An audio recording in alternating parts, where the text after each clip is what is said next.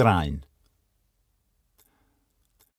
Dyn ni gyd yn defnyddio'n ieithoedd yn wahanol, y Gymraeg, Gaelig, Gaeleg, Scots, ac mae rhai ohonon ni wrth gwrs yn fwy coeth na'n gilydd yn y ffordd dyn ni'n defnyddio'n ieithoedd.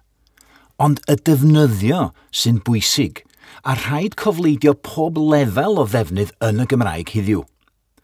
Dathlwn naturioldeb yr siaradwyr iaith gyntaf bwyd siŵr, ond rhaid rhannu hynny heb wneud ffetish ohonyn nhw.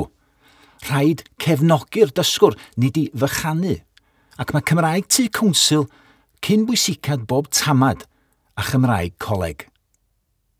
Dyma gerdd sy'n trio mynd i fol hynny.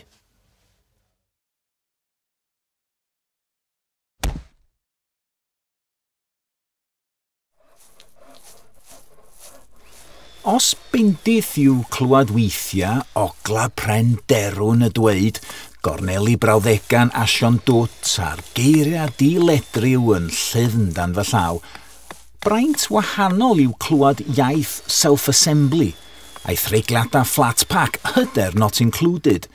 Mae'r ddau yn gwneud y job.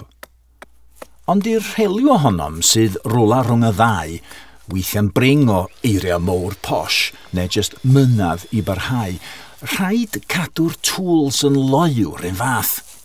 Ac onid honna yw ein her fwyaf ni. Nid chwthu'r llediaeth ddi angan i ffwrdd, fel cwmwl blawd llu.